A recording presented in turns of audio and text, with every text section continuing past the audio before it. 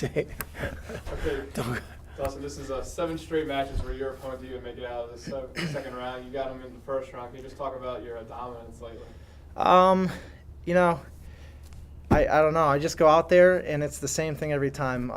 Just as soon as I step on the mat, it's like something just clicks in my head, and it's like it's time to wrestle. You know, off the mat, I'm the goofiest guy you could be around. I like to have a lot of fun, and I think that's what keeps me motivated through a long, rigorous wrestling season is that I'm so upbeat. I like to enjoy the people I'm with, the things that I'm doing, and makes me feel young. And then, you know, when I get out on the mat, I love to scrap. I love wrestling. I've done it my whole life. And something just changes, you know. I just go out there with the mentality to absolutely just try to destroy anyone in my path because my goal this year is to be a national champ again. And, you know, I'm just trying to do everything that I can within my power to achieve the same greatness that I did 2 years ago. What's it like being undefeated so far into the season? It's a great feeling. I've never been undefeated. My whole wrestling career, I've never had an undefeated season. So, you know, it's going well, but, you know, you got to remember you're going to be facing, especially at nationals, you're going to be facing some of the top guys in the country. It doesn't mean anything. It's just a record. You know, for instance, when I went into the finals at nationals, after I won, that guy was undefeated. That just shows it's just a number. Anything can happen. It's wrestling, and so you kind of can't get full of yourself thinking that because you're undefeated, you're unbeatable. That's not true. That's never true with this sport. So you know, it feels good. It definitely feels good. Probably gives me a little bit of help. Maybe some other guys kind of look at that, who judge people by their records, kind of look at that and maybe may scare them a little bit or whatnot. But realistically, you got to remember that everyone's gunning for you, and you just got to go out there and do what you can to win. When you're 29-0, every time you look at tape, you're always winning. Is it tough to find things to improve on? Yeah. I mean, it's always tough. This is wrestling. It's especially for me. I'm like a slow learner, so it's hard to find something to you know, it's hard to improve on things. So you know, my coaches work with me on the things that I need to be done. Right now, my single, I need to work on my finishes. That's probably something that most of all that I need to finish on. I get in on a lot of shots, but I have a hard time finishing them. And same thing as this evening. You know, it was hard to finish on that guy as well. So that's something I need to improve on.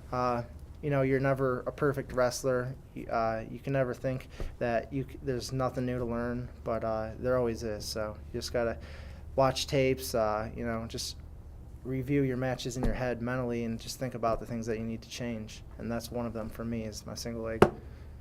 Before, besides your victory, Kent State had 5 victories in this match. Can you just talk about the team's success today?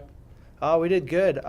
You know, I've been pretty proud of our team this weekend, you know, especially against OU. They were ranked ahead of us. I don't know why. We went out there and you know, we pretty much dominated them, and that was an awesome feeling. And then today, for us to go out and beat Clarion pretty good, you know, that's another win under our belt. That's a pretty successful one because PA's got some really tough kids, and I know Clarion, you know, they recruit a lot of their guys out of Pennsylvania, and you know, for us to have a lot of Ohio guys on our team, it's kind of like an Ohio versus PA thing there, and you know, I never want PA to win over Ohio, that's for sure. So. Individually, how do you have to do to get ready for Central Michigan, the arch rival for Penn State? That's going to be an interesting match, possibly fun. Central Michigan has the rowdiest fans that I know of. You know, it's fun going in there. I'd love to beat them. They've got one heck of a tough team, that's for sure. But it's going to take some. It's going to be like Tetris here, trying to beat these guys. You know, we got to go in there with the right mind, right attitude, and I think we can do it. We can get it done. We've got some good matchups.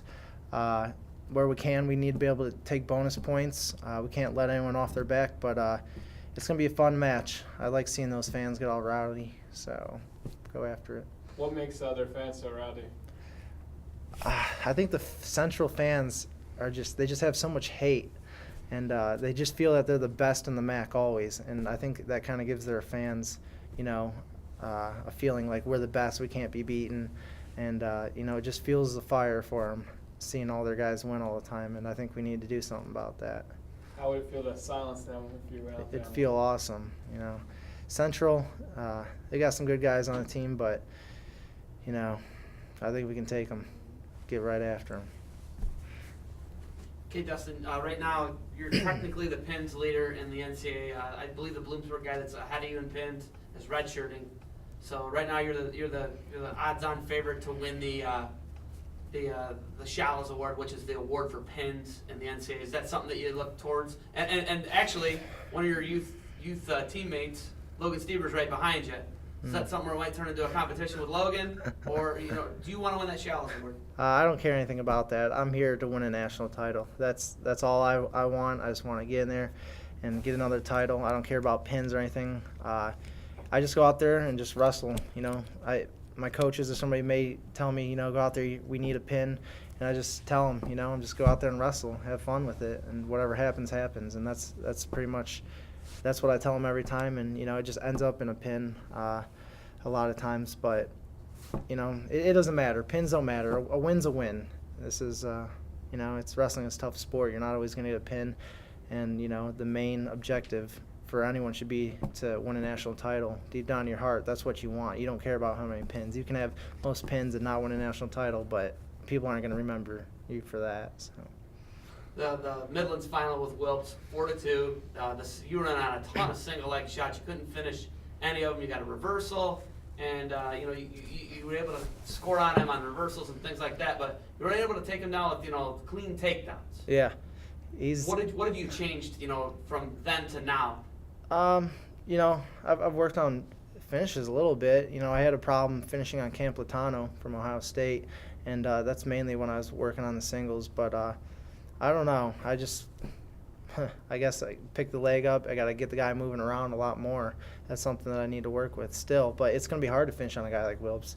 The guy has tree trunks for legs, and he's amazingly strong. It's going to be hard to finish on a guy like that. So I think maybe what I have to kind of do is, do more fakes, get him to step and lean over more, and then maybe my shots will be more successful. But yes, I was in on a lot of shots, and I didn't finish any of them. So, that's something that you just got to keep working on is my singles in the room, outside the room, just thinking about it, visualizing my matches like I was saying. So. If the NCAA tournament was today, it would be Hernandez in your half bracket of Wyoming. And if it were, it would be 2-3 seed would be Wilps and Quentin Wright of Penn State. NCAA champ, runner-up last year, 3-time All-American. Do you look forward to that? Who you're going to have in the semifinals, or is that something you're going to look at? I really don't even look forward to it. I don't look that far ahead. I always take it one match at a time. When that time comes, then yes, I will look forward to it. But as of now, I'm thinking about the next match. We've got Central next week.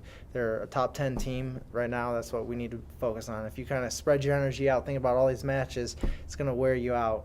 And, we don't need that. We're coming down to crunch time in our season, so just take it one match at a time. Anything else for Dustin? All right. Thanks, Dustin.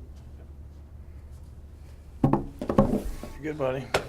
Get it done. I'm going out to eat. Where are you guys going? I'm going with my mom and my uncle. See you. Thanks, bud. See you guys. All right. We'll start with opening statement.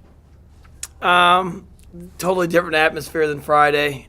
Same type of result, but different atmosphere. Quiet crowd, not as many people. I was glad our guys didn't come in with a letdown, but at the same sense, we wrestled hard, and it's a match that I wish we could have got back, but that's part of wrestling.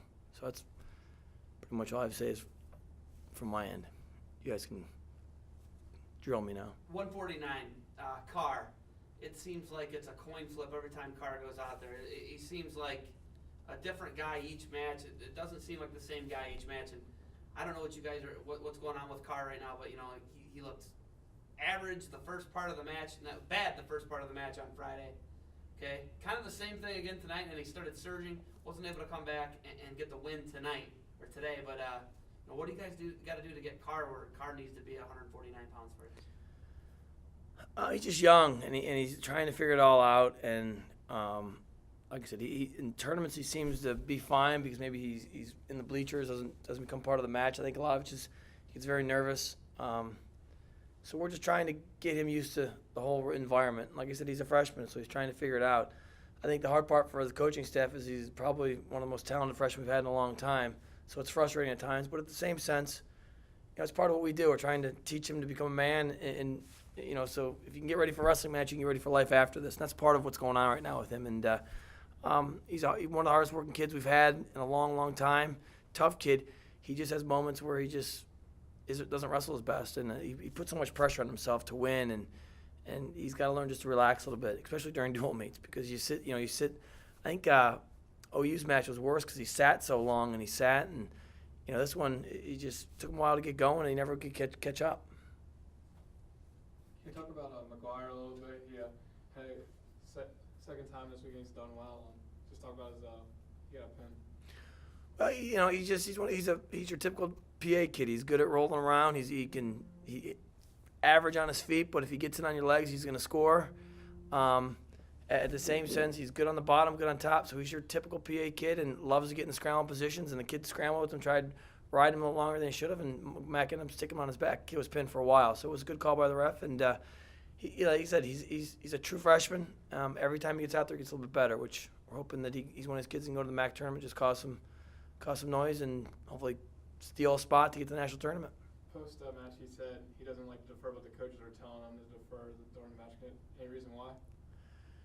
Josh does most of his coaching. I'm a big fan of it's your choice, you defer, so in the third period you have a choice of what you want. And you could see maybe the kid's real good on top, and if you choose down right off the get-go and he gets on top of you, it's a bad situation. So I'm a big fan of deferring. I let Josh and him worry about that. Josh is, his coach. I let Josh talk about it, but I didn't know he had that preference to go down right away. Got all these fringe guys, 25, Mitchell. When I say fringe guys, I mean guys who are going to be in the 35 to 28 position in the rankings. We take the top 33 to each way to the NCAAs in Des Moines, 2013. Well, I think Mitchell, he's ranked 17th in one poll now, so he's gotten up there. But we do got a lot of guys. I think Witt's like 30th. I think Carr's like 32nd. Wheeler's like 29th. Marsh. I think Marsh should be in there somewhere, no doubt about it. We just have to keep on improving. All those kids we named, this is really, it's Mitch's first year wrestling 125 for us. It's Marsh's first year. It's Wheeler's first year wrestling for us. It's Witt's first year wrestling 197. So we got a lot of first-time guys that are wrestling for the first time as Kent State wrestlers. And then we got a lot of guys that are different weight classes they've been in the past, which it's different getting used to it. So, like I said, I think our guys are doing as good as we can ask of them, as long as they keep on working. And I know we're tough enough, and we're a tough enough team, tough enough guys that we're going to be there at the end of the year. And that's all we have to do, just keep plugging away. It's a long season. Hopefully we can pick up some ground from now until the national tournament. You could have 3 qualifiers, you could have 7 qualifiers. And the way Yeah. I'm looking at it right Yeah, now, yeah. definitely, no question about it. Would you be disappointed if you only took like 3 or 4 guys? I think this is one of those years where, I'd be disappointed because you go into the year with such high expectations. But at the same sense, a guy like Keith Witt 3 years ago wrestled 174 for us, and now he's at heavyweight. I think we just assumed he'd go up and he'd be a guy that would qualify for the national tournament 1 heavyweight when he's on the fringe right now. So you have to look at every weight class individually. A guy like Tommy Sass, who's beaten 3 ranked guys, I'm hoping he'll get in the fringe of being ranked. He's a 5th-year senior, but he hasn't started for us since his true freshman year. You just have to look at each person individually and hope they do the best they can. I think at the end of the day, after the conference tournament's over, you look at it and say, all right, who lost a spot? Who should have brought a spot and didn't? And then you look at the guys who stole a spot, who took a spot that shouldn't have. So that's kind of how you look at the national tournament. And we don't have last year. I knew going into it, I think we had 5 guys going into it that automatically qualified because of what they were ranked. This year isn't like that, and you can't worry about that. He's got to keep getting better. When you look at Dustin, I think the only way that I've been talking to people, the only way I think a lot of these people can beat Dustin, whether it be Hernandez, Wyoming, Quentin Wright, Penn State, and Wilps, and even Burek of Penn. Those guys, a weird matchup for him with the Burek from Penn. But I think the only way he can lose this year is to someone to pin him. Of those guys I just named, the only guy who's a pinner is Quentin Wright. Do you guys worry about that? Or are you looking forward to Quentin Wright, or is that something you don't even address that issue? Yeah, well, Quentin Wright, him specifically, we wouldn't see him until, the only time we're going to see him is at the national tournament, and the only time we would see him in the championship round would be in the finals if things stay the way they are. Now, like I said, he's in the Big Ten. A million things could happen for him and also for Dustin, and also just in general in the rankings. Usually, you typically don't get as much movement at the upper weights as you do the littler guys after the qualifier. Are we concerned about Dustin getting pinned? I think that there's certain situations Dustin gets into that could cause a problem. But in the same sense, Dustin, last time Dustin got pinned, I think was in high school. It's one of those things where I think he's old enough, mature enough, now to know what positions the bad positions are, and hopefully he'll be able to work through them. Can anyone match his intensity? Andrew Campbelltano tried to in the duel. It didn't turn out so well for Andrew Campbelltano. Yeah. 10-1, he just absolutely ground him into fodder, just beat him up. Is there anyone that's going to try and come out and play Dustin's game and score 15 points? Dustin will score. The match with Simes, 2 10-9 matches. Yeah. One of the best matches I've ever seen in college. Can anyone play that game with Dustin and beat him? That's probably the only way you're going to be able to, unless you can catch him like you just said. Unless you're going to.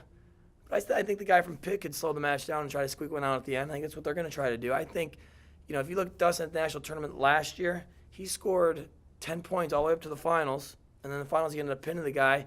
And like I said, if he doesn't pin the guy, I think he would have got a 5 point. It would have been like 6 or 7 with the third period to go. And that's usually when Dustin scores most of his points because then he opens up. Usually his first period is to go in there to score, grind the guy out. Second period, he literally will try to pin you. Third period, if he doesn't think he can pin you, he's just going to score a bunch of points on you. And at that point, you're pretty tired because you fought off a bunch of turning opportunities for him. So it's just the way he wrestles. And I don't know. I haven't seen anybody in 2 years match his intensity. Dustin loves a 7-minute match. He's the king of the 7-minute match, I like to say, because in freestyle, as you've seen, is that when guys can shorten a match up and turn it into a 4-minute match, he doesn't do as well. If he turns into a 6 match, I don't know how many freestyle matches he's ever lost when he's turned into 6-minute matches. You might know more than me, but I can't think of any. The matches he loses are the ones he loses the first 2 periods because, guys can't match his intensity. They know what they need to go out and beat him in the first 2. So when it comes to collegiate, guys are going to have to come out and try to either pin him or to try to match it. I haven't seen anyone do it yet, so I don't know. Your other shoe-in for the NCAA tournament right now, Casey Newberg. What does Casey got to do to be moved from a 12 to 16 guy to an All-American? Well, I think right now the only I don't know. I know he's going to get to wrestle the kid from obviously Bennett. He'll get to wrestle Bennett in the duel, and then he'll get to see the Northern Iowa guy, the Missouri guy, and Bennett also in the conference. So because they're all there too. I think hopefully maybe he can beat one of those guys at the MAC tournament, get into the top 12 to be seeded. Once you're in the seeded rounds, then you have to either wait for an upset or he has to upset somebody. It's a pretty easy form. Either you go there and you upset one of those top guys, or you hope someone else gets upset so you can kind of squeeze in there and you hopefully wrestle a match maybe in the All-American round with the guys not seeded and you have the opportunity to beat him. That's the recipe for him. He has to upset somebody. He wasn't able to buy and escape the last 2 seasons. Now nobody can hold him down. He looks phenomenal. That right there, is that a testament to you guys as coaches, getting a guy like that, getting off the mat? Yeah, like I said, 2 years ago he couldn't buy himself an escape, and now it's something we really, really worked on him with. And he's still going to struggle with a guy like Bennett because Bennett's so good. He's going to struggle with the guys. The Boise State guy, he struggled with getting away for a while. The guys that are really, really good on top, he'll struggle with. But the idea is to get 1 point before the end of the period, which he usually has. He's learning. He's gotten better every year.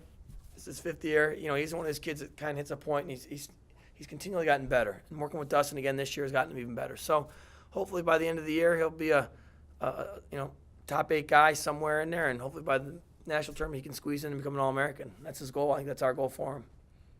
Can you talk about the Kent State-Central Michigan rivalry? Well, it's been a good one. I think over the last 4 years we kind of split. I think we've won 2 and they've won 2, or 5 years we've won 2, they've won 3, somewhere in there. I've always said from day one that if we wanted to be a great wrestling team, we have to beat Central. And, for us to win the conference again this year, it looks like we're going to have to beat Central. They've got a really, really good dual team. And it's one of those things where we match up to them well, though. If you look at the OU match, I think we won, it's hard to look at matchups to matchups, but I think we match up to them well enough that if we could upset them, this would be a year to do that. But they're a favorite going into it. I think Stevie Mitchell has a great opportunity to get himself ranked higher. 33, they've been really inconsistent on who they've thrown out for the 1 hour weigh-in, so I don't know what they're going to do there. 49, I think Carr has the opportunity to come out and beat a guy that's been in the national tournament 3 or 4 years. Carr isn't that much different than that type of wrestler for them. Like I said, 57, we've beaten guys that they've lost to, so there's an opportunity. Caleb Mart's beaten guys that their guys lost to, so there's an opportunity. Same thing with Wheeler.